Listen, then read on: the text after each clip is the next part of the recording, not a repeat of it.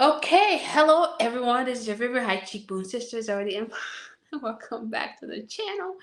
If you are new, I want to say thank you for tuning in, and if you've been on this channel for such a long time, kudos and hugs to you. I appreciate all of you who have been like with me, writing da. Thank you very much. Anyway, we have a very important discussion here today. This gentleman I've known for some time now, and I thought it best to have him on this channel, and you're going to hear from him, a lot from him today. So, tell us your name, tell us where you live, Mamba Point. There you go. Ah, Alrighty. My name. Do you want my crew name or my English? Just kidding. your crew name. Oh, what a English crew, whatever. Honestly, English. I didn't even know you're a crew. Yeah, I'm crew. Can you believe that? so my name is Dennis. We sell more, but back home they call me Cipla Okay, people. in the Okay. neighborhood. I was actually born in West Point, but then grew up in Mamba Point pretty much my whole childhood. And then went through the war and everything, a process, and Oh eventually wow. the war, and then eventually both parents deceased. I was orphaned, and I got adopted by a single mother here to America. Um, Oh. so I came in when I was about 13 years old, and but still, I still have vivid memory of everything that happened in Liberia. Growing up and you know seeing all those atrocity and what. But now I live in North Carolina, Charlotte, North Carolina. I work for one of the, I guess, big banks here. I do commercial real estate, and I'm glad to be on here with you, my sister.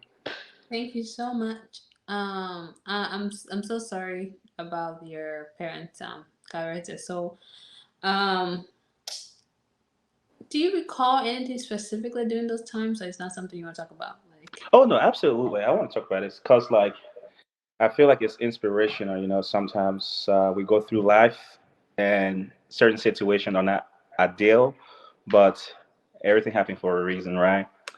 But yeah, so when I was little, when I was about 3 or 4 years old, I remember my mother, because we live in like a two-bedroom house, um, and my mother she was sick. She came out one night and was like, "Hey," to my grandmother, she said, "I don't think I'm going to make it, so we should take care of my kids." So I Mm. have a younger sister. She was an infant then. So and I watched her pass, and Your sister, your mom. no, I watched my mom pass.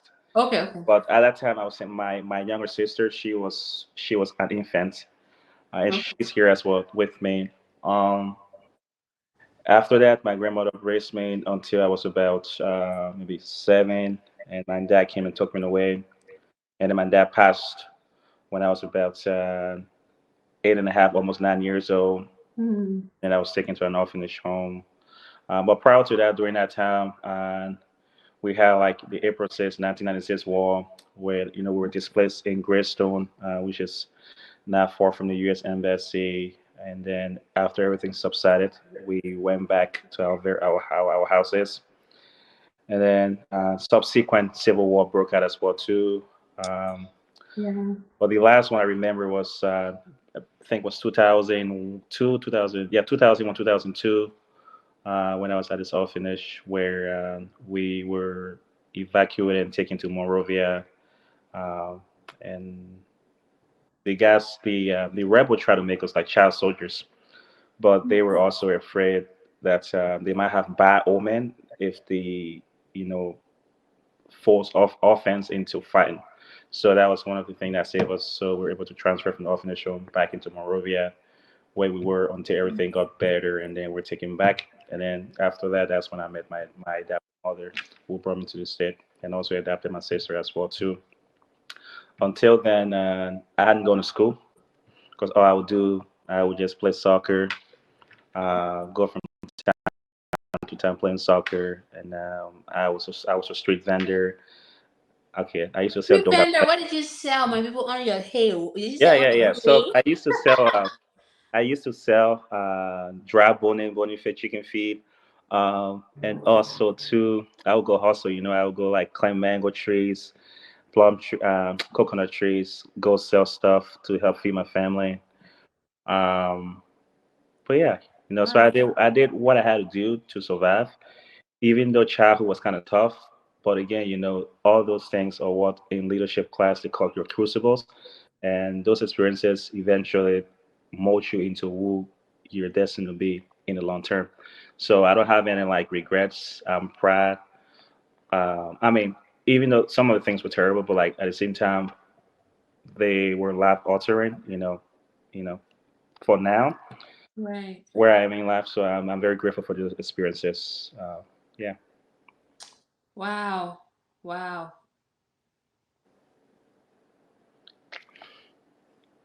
That's tough. And to see you the transition from that.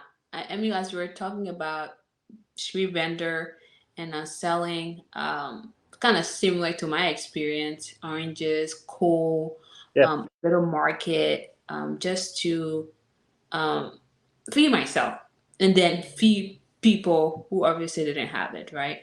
And so at that age, I always reflect and I wonder what would happen if I didn't do all of these things.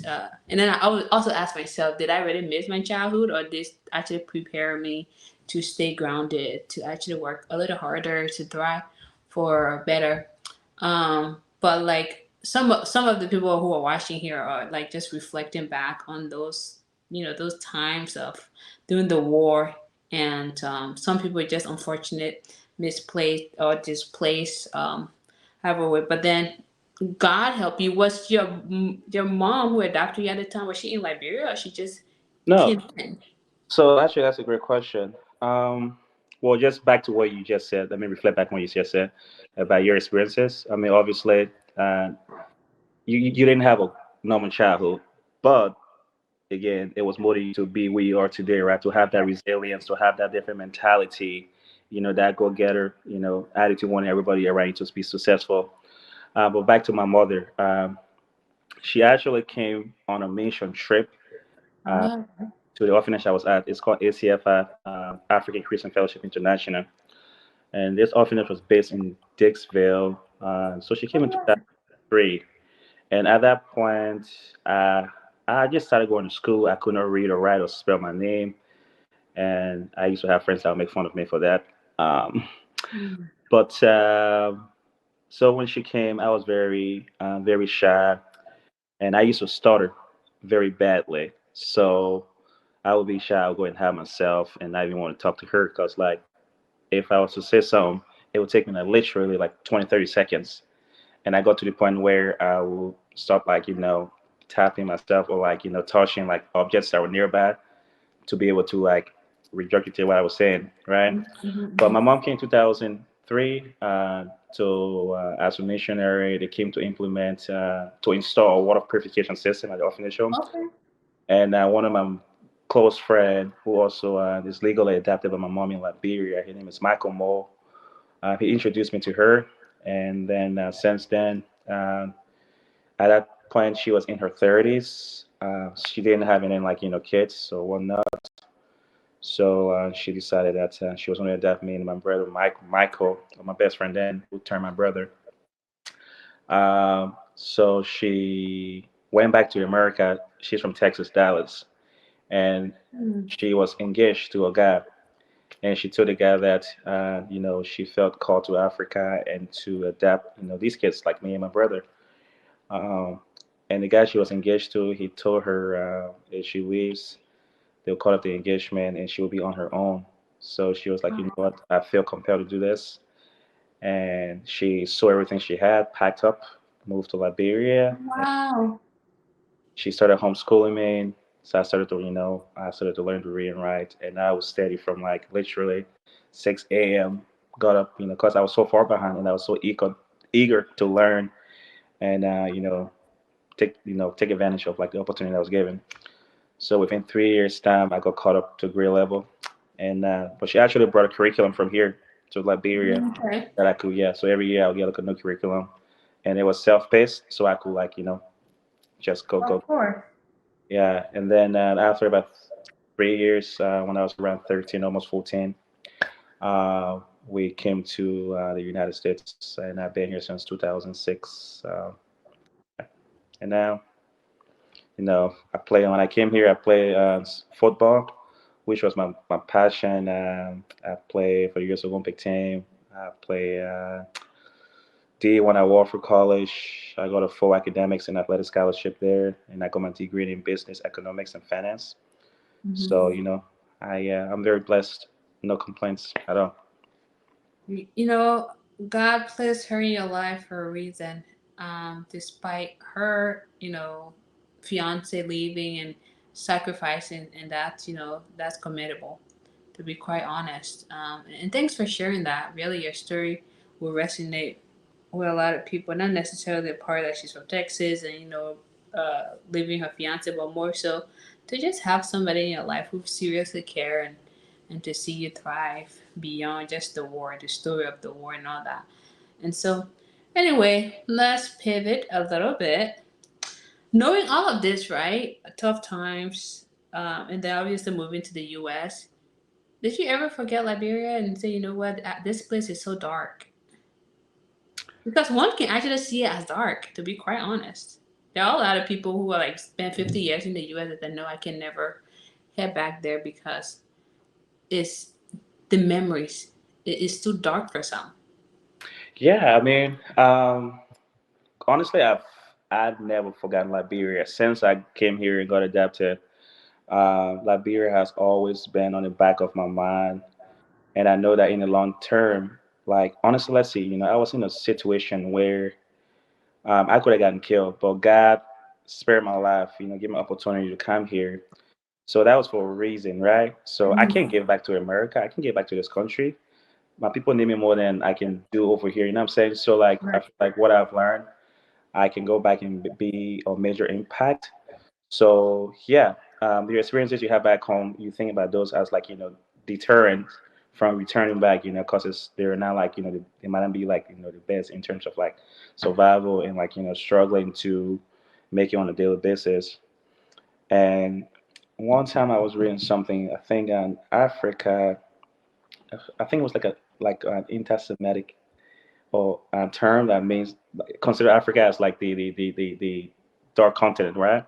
Mhm. A lot of the time, like you said, a lot of people here that come here from our country, they really don't want to return because um, their perspective and their experiences were pretty bad.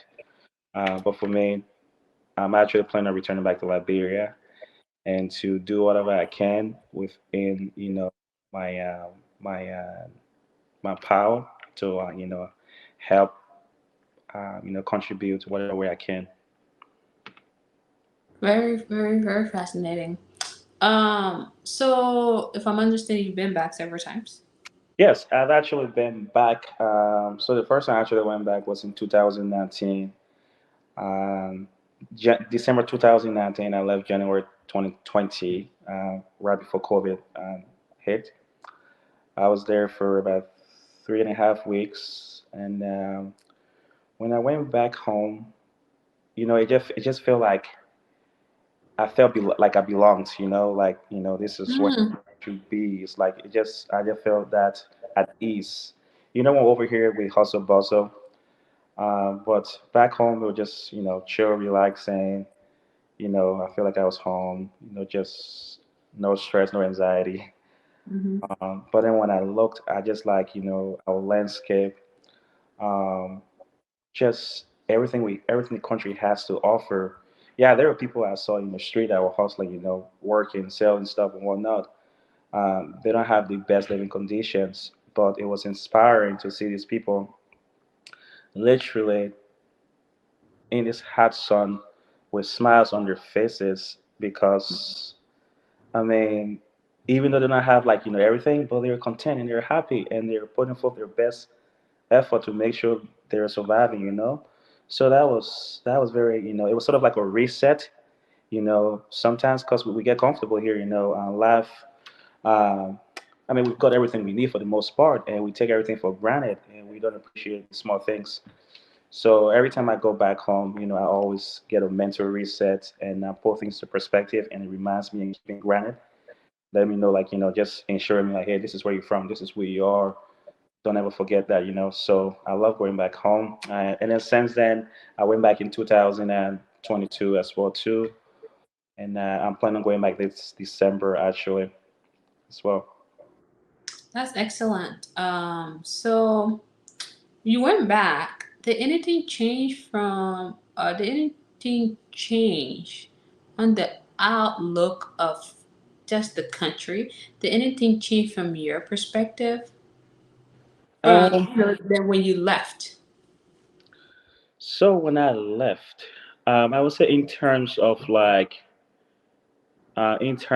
infrastructure and in terms of infrastructure, specifically Monrovia, because I grew up in Mama Point, right, which is not too far from like the major like city area like Right. Broad Street and all those areas.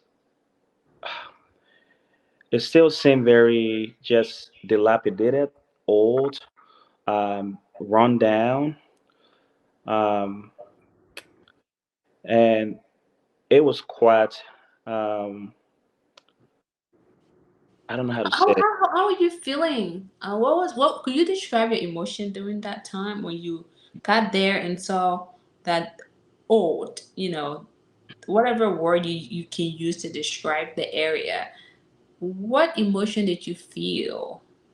Well, it was just I just felt bad for our country because in terms of economic development, right, we're lagging behind most African nation, and the fact that we are the first African republic and to be where we are, we should not be like we should not be at that level. We should be But somewhere. then there are people that would tell you what we had two wars. Yes, we've had two wars, right? I know, I understand, but those two wars it's been about what 20, 23, 25 years. Mm-hmm. Sometimes it takes a while to like rebuild and get back on your feet. But within this modern era, with all of like the resources we have, with like the event of like new technology, having access to like things and places and um, people that we didn't have access to because we did not have that technology. Like I feel like we should still like be somewhere a lot better, just in terms of like development and leadership wise, our mentality, being Mm-hmm. innovative, um, and then eventually like leading to like encouraging like people from overseas that went through like the diaspora, and even like public and private investors. We should be at a spot where we are starting to encourage or like or like have something to show to incentivize people to like to come and see what we can offer. Uh-huh. So that was it was very a bit I understand, again we've been through civil war, right, but it was a bit still like saddening to see where we were, just. Mm-hmm. Sad. Yeah. Instead of going and say, "Oh yeah, I'm here to have fun, to drink, to play it, or whatever," you felt sad and a sense of empathy for the country, right? That's what you're. A sense of, yeah, empathy, as well as not like for like future generations, because right now, I mean, if the younger generation, if they don't have good leadership, that's a good role model to be able to get things done, that's driven, to see and say, okay, you know what, our current leadership, this is what they were doing. They're doing everything they can. They're pushing forward for like this, education, the betterment of like our lives. Medical like facilities, encouraging like uh, domestic like fabrication of like goods and services. Um, I mean, they're not, if they don't have that mentality like of like a go getter mentality, we should be shown through good leadership. If that is non-existent, this younger generation They don't have any like benchmark to go offer to like keep Mhm. driven. They're only they're only going to be there to like hand outs. Yeah, considering the population is about 65%, again, if I can recall correctly, you have the youth population, in terms of who can engage in work. 70% of the population are youth in terms of that aspect. And so, youth empowerment, you would think it would be at the top of some agendas. But, Yeah, honestly, and that should be one of the primary like um, objective of the government because the youth they're like the future of that country, and they're going to be future leaders. So like if there are no incentives, if there are no program, they're trying to strengthen these youth in terms of like education wise, training, so they can like understand what it takes to be good leaders, what it takes to be mm-hmm, industrious. Then I just see us reverting back to the same, to the same, or like what has been in the past.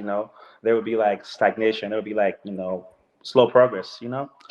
Um, but then also too, you've got people like yourself, myself, that have become part of this diaspora, that have gone abroad and gotten blessed to get good education, and who are willing to go back and make an impact. But it's like, okay, so what platforms, what sort of like incentive are the government willing to like give to people like us that want right. you know that want to give back to the country, not for our own gains? Because we could say, okay, you know what, I don't have to go back to Liberia, I'll just stay here, work hard, live a comfortable life. But Mhm. no, that's not what you and myself want to do. We want to like, we care about our country. We have so much potential. Like when I travel abroad to like South America or these Caribbean countries, I mean, essentially, we have like the same landscape, Mm-hmm. same landscape, like the same type of like natural beauty, tropical like setting. Yeah, yeah. But like, why can't we do, like the same thing? Why can't we boost our tourist like industry? Tourism sector, yeah. Why, like, what's stopping us? Hmm. But again, that all goes down to leadership, right? It does, because a country like Zimbabwe heavily, number one, rely on tourism. Yeah. And to be quite honest, if you look at the landscape of Liberia and Zimbabwe in comparison, we have a lot to offer as far as the water landscape. And oceans, all kinds of oceans. You even have lakes. You have all kinds of attractions. Mountains. Just a lot of things to attract people. But again, it boils down to leadership. It's very vital. Leadership. People in leadership position have to lead the cause and incentivize those that are trying to help. Because if you don't have any incentive, and people are trying to do the best they can, and they're not being rewarded with one security, and I'm not talking about physical security, I'm talking about asset protection. They're not guided in what they're doing, and then they just gave up. So yeah, leadership needs to lead the charge. I agree 100%. And then just in terms of what you just mentioned, like we've got like ocean, we've got, I mean, we got so many like natural resources. We got iron ore, diamond, um, and also I'm not sure if Gold. yeah, go. I'm not sure if you're aware of this, but we have one of the natural um, untouched rainforests in the entire world. We do. But imagine if we could. I mean, I don't want to say monetize because sometimes that's, well, I mean, yeah, monetize it, but like in a way that's um, ecologically friendly. Yeah. You know what I'm saying? Hmm. So in a way it does seem like detract away from like the natural beauty, but like we can take advantage of that. Like tourism could be one of our biggest revenue like producing like sector. Generating, yeah. Hmm. Yeah, as a country, you know. It's just, I mean, when I go out there, Because when I go to Liberia, I like to go out on the outskirts, Yeah, that's where everybody should go, not the city. yeah, and it's so beautiful. And I'm just like, I could live the rest of my life here. Mm-hmm. Just but yeah, but now you're So talking about. let's Oh, pivot, right? yeah. Um, despite some of the concerns that we've raised, okay, Hmm. more and more people, Liberian from the diaspora, are heading home, and this is actually evident in the number of people that come during the month of November, October, December, March. A lot more people are coming home than before. And platforms like YouTube, Instagram, Facebook, a lot of platforms are providing visibility. So when people see things that are happening home, they're curious. And even if they're not doing projects immediately, they're going to see what the country can offer, perhaps how the country is now. So you see a lot of people joining this movement of forward thinking, moving the country forward in their own weak ways, although they're not in leadership position.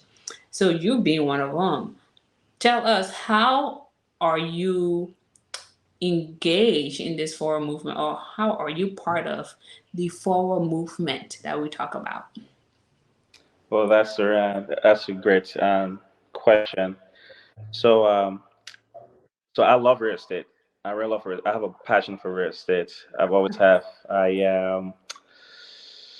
So currently, I got it's like a long term project I'm trying to work on. I bought a couple, well, about 5 6 acres in the Roseville area in Liberia, and my long term goal is to build an eco friendly lodge, right? But obviously, that's going to take capital, and that's why it's long term. So that means I have to, raise funds, go out, and find investors that are looking to partner up with me. But before that can even start, I need to go over there, at least start something, and then show people abroad, hey, this is what I've done. But now this is what could be done, if if you were to be a part of this, by providing leverage. Um, but yeah, so my long term goal is to go home and provide jobs by you know having this facility I just mentioned. I'm not trying to make money. If I'm breaking even, that's good. Uh, but then also too, I worked for a developer, so I built some modding, clean cut, multi units, family homes here in Charlotte, North Carolina. So that experience is something I want to take back home as well too. So where I can sort of like help in terms of architectural, design, something different than what is normally built back home. Um, and I've got some people that are actually interested in doing these projects with me long term. But now, with that being said, one of the issues that a lot of people that are abroad in the diaspora, or even like Americans, is political risk, right? Mm-hmm. So political risk, Barriers to those things, yeah. yeah, political risk, economic risk. So those are two major concerns for people. It's like, all right, so I'm investing my money in this country. Well, this country has like history of like brutal civil war. How stable is this? Is my fund going to be safe? Can I, is the government like trustworthy? Just like all those things.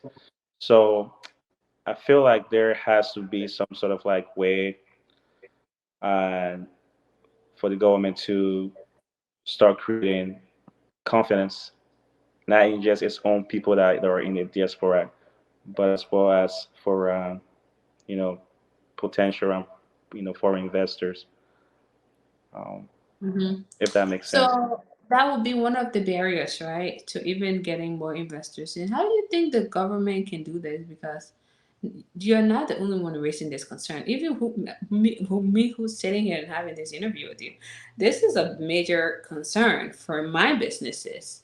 And even wanting to talk to investors, I don't feel that I'm protected, regardless of what I have done for the country, in employment, even development, even uh, trying to see how I can empower youth. There are so many things that I've engaged myself, but the government does not support. How do you think the government can support more people like yourself and me, um, to foster this development? Well, so first of all, the government has to realize that obviously I think they do, but this is something they have to realize is that they cannot do everything, every work that themselves, right? Because it will be an opportunity cost for them, you know, because they could be focusing on like things like other areas that are relevant to running the country. So number one, I would say will be transparency, being very transparent, right? So transparency will be key. So if they're transparent, meaning that okay, everything is drawn out contractually, nothing is hidden, and then just adhere to what you say. Like once they start like being transparent and sticking to and abiding to like their contractual obligation, I feel like that will start encouraging some sort of like confidence in investors because I mean, the government's not going to go out and build grocery store, build schools. The government need business people to do the work, through the formation of like partnership that are not detrimental to either party, you know. Mhm. So something that's not going to be like so. A lot of the time too, when countries are giving um, like loans to third world countries like ours, a lot of the time those are predatory loans, but like just something that's not detrimental to either party, that's going to be in both parties like benefit in the long haul. But now, so the first thing that would come, obviously before we have this transparency, the first couple of things that needs to happen, we need to work on our economic stability, because they can be transparent all they want, but if there is no economic stability, um, there is no I mean there is no like incentive for me to say, oh, I'm gonna go over there for what? Nothing is stable. So in that in itself is a lot of risk. So the government has to figure out, okay, so let's put our heads together, like what programs, what can we do, how can we think outside the box, to encourage like just to boost our domestic and foreign like partnership, like how can we get on a bigger platform, how can we give ourselves exposure to different like areas. And then again, it's political stability is the second thing as well too, like I mentioned earlier. If we're having political tension between like these various parties, like that's not good, because again, that's You could lead still to fear. yeah, that could Mhm. instill fear. It could lead to potential like internal strife and civil war.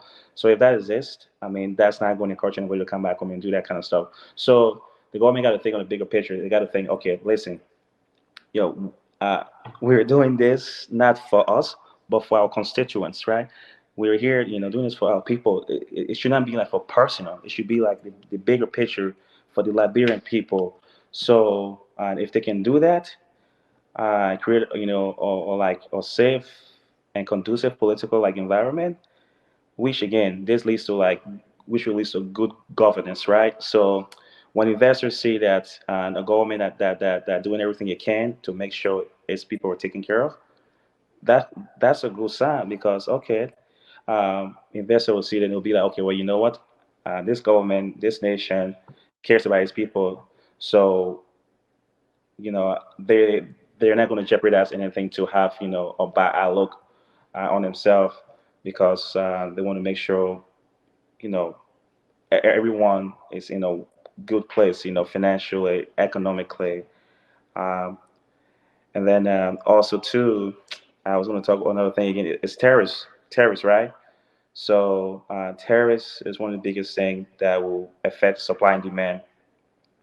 So if we're out here uh, charging, well, first of all, not even having a comparative advantage in anything, but we were just like charging, high tariffs on like imports. I mean, that's going to and charging hard tariffs on imports on things that we cannot produce at home. That's going to affect the people at home because they're not going to have those those essential items, those items that they need. So I feel like the government might. I know that's a way of generating revenue as well too, but by lowering tariffs on especially like intra Africa export and import, Mm-hmm. that would help a lot too, and as well as international and import and export. That would help people to have more stuff available readily. Um, and then again, like I said earlier, that transparency cannot be talked about without first having that economic stability, political stability, good governance. Now, yeah, You mentioned some really key points. Without transparency, really, there will be lack of trust. And if where there is a lack of trust, people are skeptical to do anything. And so, if we are looking to invite investors into the country, yeah, just what Dennis just stated, these are some of the aspects that the government need to assess. And you might be wondering, yeah, the government is, going to places like Atlanta and gathering people and all of the diaspora. Then don't, it shouldn't be like selective groups, or just saying, okay, we're going to mobilize 300 people here, and then that's our part of inviting people from the diaspora. Are there, do you think what do you think there are other things that we can do, the government can do? Um, of course, aside from everything you stated, right? Those yeah, key aspects are important. But how then do you bring people together from the diaspora to actually feel safe, secure, feel like things are stable, aside from the obvious. yeah. Well, first, you mentioned somewhere the government is coming to America, selecting a selective group or picking a selective group of individual to uh, like do certain things, right? Uh, Yeah. I would say honestly, um, in terms of growth, anywhere, whether it be being part of a team, right? I was an athlete my whole life, so the coaches always had to pick the best 11 because I played football, yeah. So I always had to pick the best 11, no matter like what your background, like if you were one of the best and if you were producing, for the overall benefit of the group, then Mhm. you will be put on the squad. But now with that being said, I feel like sometimes back home, uh, a lot of us from the diaspora are left out because we're almost Alienated. Yep. Yeah. alienated, right? And then so like, but they need to be like they need to like get us more involved. It does not matter like I feel like they should they should every great idea. There is no bad idea, right? Every great idea should be like compiled, discussed. Because there are some people in the diaspora, they're very innovative, they're smart, they're business people Mhm. that have so much to give back to. A lot A of lot, a people. lot. But now we have to be receptive to ideas, and in these because I mean, progress. I mean, we cannot have the same leadership mentality, just like spiraling, going like perpetuating, like from regime to regime. It has to change. We have to be innovative. We have to be welcoming of like new ideas. We have to um, you know think on a whole bigger picture. You know, and by just selecting or select group of individual, you're limiting your ability to to progress, to be better. So I would say being inclusive, um, and making those who are in the diaspora feel as though like their value, their input means a lot. We should encourage people to say, you know what, all right, so it seemed like Liberia is on the right track. We're starting to be like more open minded. We're starting to be more accepting. I know of everyone, regardless of like your tenure in living in Liberia, or like where you were born or whatnot. But as long as you're Liberian, your overall goal is obviously you want what's best for the country. So I feel like more diasporan from Liberia needs to be called upon, ask for their input, you know, because I mean, obviously things aren't getting done the way they should be, or we're not far along where we need to be, because to me that's being boxed in, right? Not having like not thinking outside the box, I really believe that they need to put in place policies that are friendly for people within the diaspora.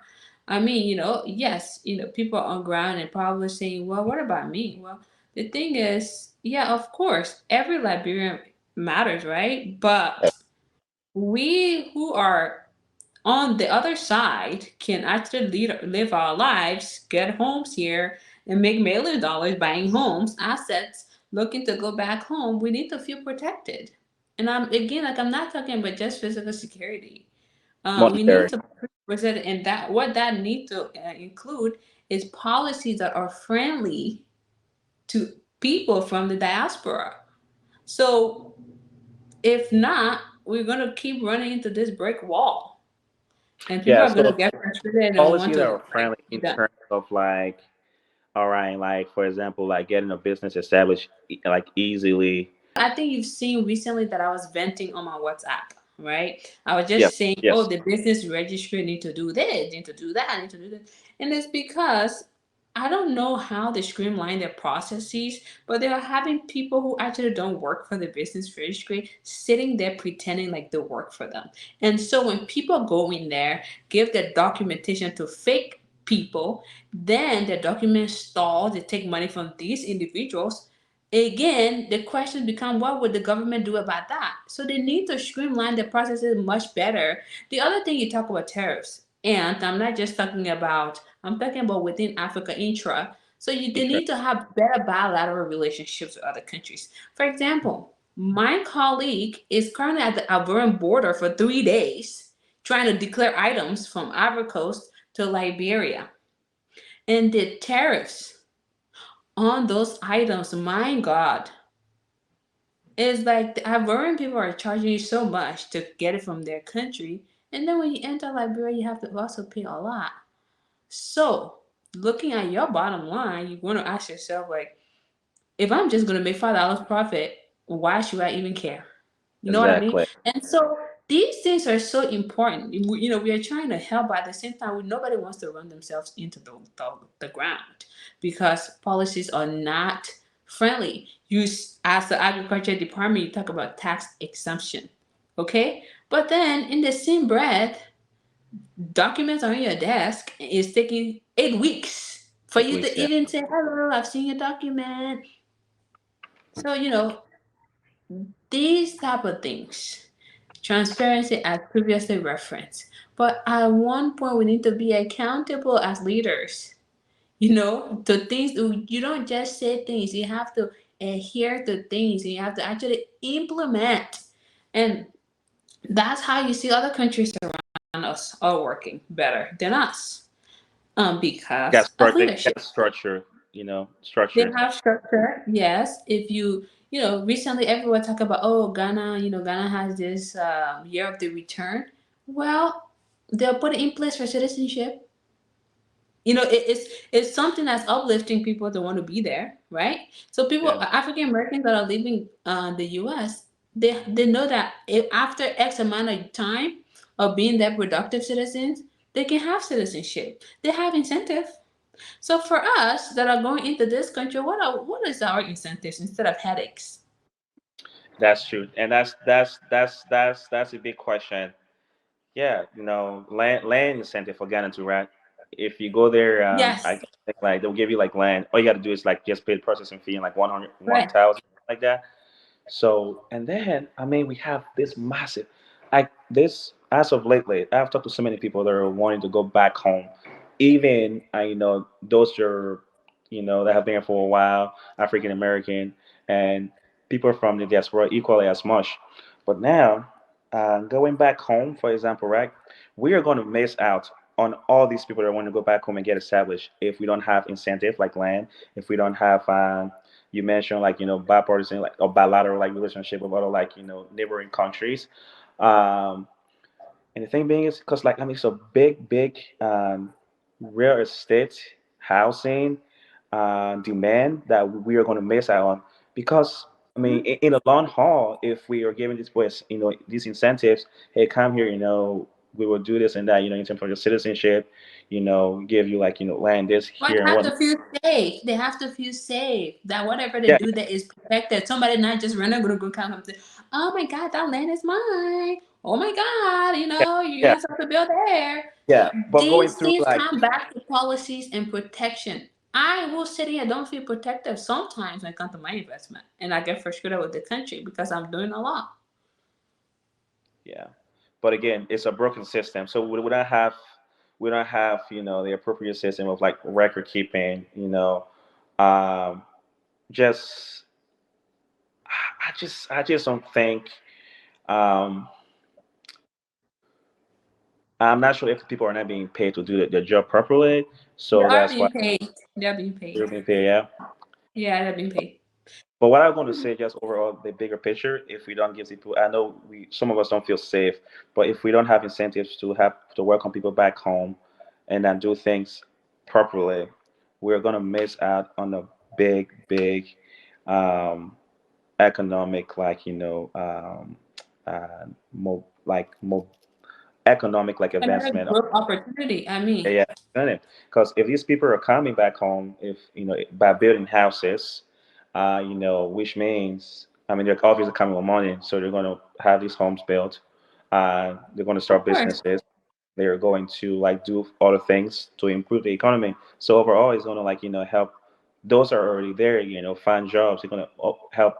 The per capita like GDP, and then just like overall like the country economic like productivity like I mean these people like be a major factor in the growth of like Liberian economy and a lot more exposure as well too. Um, so, but again, the safety part that's a concern in terms of like protecting like what you got, ensuring that hey, this land has not gotten sold to like 10 other person to make sure that the government If has it to. had been told, we go to court, the judge shouldn't be biased. I spoke with a lady recently, and she did all her due diligence, and a representative purchased her land from her cousin. Okay, she's here with her documentation. She has a Mhm. lawyer. She gets to the judge.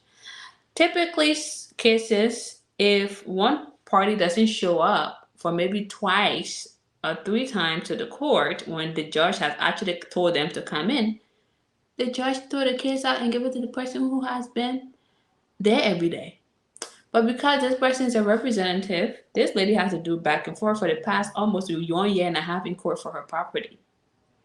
So she's probably sitting here in the diaspora, like, you know what? Is it worth it? I bought this land, these two lots. Now going to court is costing me more money. Is it worth it? Now you've lost a person that could potentially build a house, do a business there. So I'm not just talking about physical protection. I'm talking about people assets need to Investment, be monetary protected. assets. Yeah, Investment needs to be protected, and that's what the government actually need to actually focus on. If you're inviting people from the diaspora, we're here encouraging people all the time, and then the next thing is, well, am I? Yeah, that's all nice and all, but I don't feel protected. So the government need to act. I'm sorry, but this is a real problem. I agree. I agree. That's a major issue that needs to be addressed. And again, that's where again that transparency comes through. That what that would lead to investors' confidence in Liberia. And if that is consistent, we are just going to find ourselves in the same old thing, and we might progress forward, but like not as rapidly compared to our other counterparts, other African countries or neighboring countries. But I hear you. I hear you.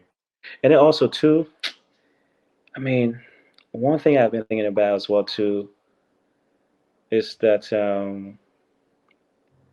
well, after obviously once we worked on this political stability, economic stability, transparency stuff, um, which are all long-term issues that will happen over time and not in the short term. But then, why not encourage countries that want to come and extract our resources? Why not encourage them to establish like maybe like factories in the country so things are being produced domestically, and then I mean, which it also will like lead to employing more people, and as an Didn't incentive, you if you talk about tariffs? You talk about tariffs, right? Okay, yeah, that's one part. But then people that are coming in having businesses are being charged ridiculous amount, and it is not so much that it's ridiculous amount. It's going in pockets of just select few. Do you think that's how it's supposed to be? I no, that's not. It's not. That's not how it's supposed to be. Period. That should be going to some sort of like almost like an escrow account that for like for the Development fund. country, for the country, and then which I mean, a bunch of country, right? A bunch of nations, especially smaller nations. A lot of them have like some sort of like investment funds for their country, right? In terms of like economic downturn, and then also too, those accounts they can use as as a way of like if they're wanting to borrow from like an international bank, or like if they want to do like some sort of like partnership with um, a major business, they can use that account as asset, backing them to be able to get more leverage to do stuff at home, which would then encourage like those people say, okay, you know what, in the event if anything was to happen, if there's a default, they have this account they can withdraw from to make sure we're make whole.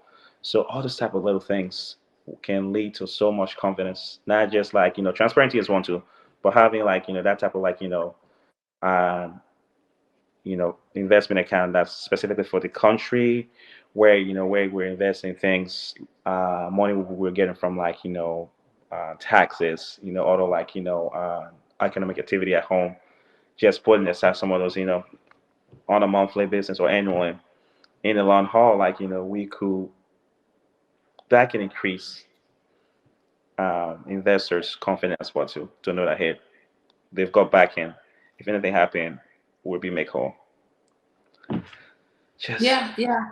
I mean, we are very behind when it comes to production, manufacturing, as you is reflected really in the GDP. Because to be honest, the remittances that goes into the country is just it's one thing, one aspect that is people depend on when it comes to the GDP, and it shouldn't be like that. It's supposed to be growth domestic product. What you produce, you know. But yeah, what are we producing? Anyway, it's not a venting session, but I think these are some common issues. I'm frustrated because yeah, I want to do a lot. I want to do better for my country, but when the environment is not conducive, and when I mean environment, I'm talking about those in charge of making things conducive, then it really defeats the purpose of what people like myself want to accomplish. And yeah. then consequently, it impact those on ground.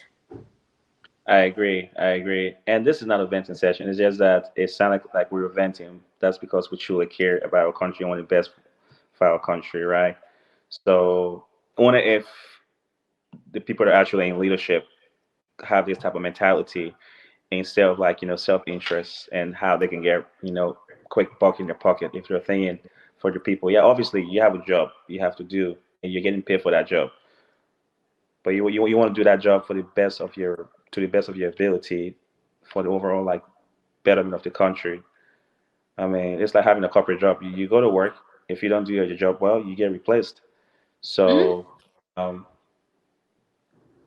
I mean, Yeah, but let's it's come to the accountability aspect. So let's just end on the last note, right? Do you think? Okay, we've already talked about what the government can do to encourage more investors to go into the country. Um, do you think the current environment is welcoming to Liberians in the diaspora? And I'm not talking about investors, right? Because we already know the factors or things that needs to be put in place to attract more outside investors. I'm talking about Liberians who live here, have been here for many years, and want to go, but they feel somehow, but they really still want to develop. Um, I feel like, Or just put it in your own shoe anyway. yeah. I feel like honestly, um, overall, no. I don't think the current environment are very conducive to us because when we're over there, we get treated uh, differently. As We outsider, yeah, outsider. we're, we're charged different prices, and then we're just we're looked down upon in some aspects because people have the perception that we all think we're better than them, which is not true. But some of us do pretend like we're better than them or act like we're better than them. Some do, but those are the ones, honestly, probably when they're back here that they're doing the bare minimum for themselves, and that's a fact. So now, when I go back home, they try to act, all like big Yeah. and and bossy, but that's not how it should be. Whereas people like yourself, myself, when we were back home, we down to earth. We do what we have to do, Yeah, of course. and we connect with people, on their level.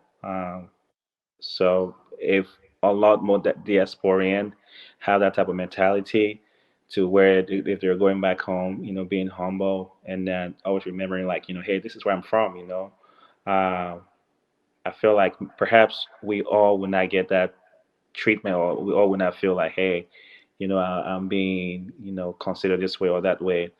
But then, it's from the bad apples, those guys that are going home and acting, important and people back home.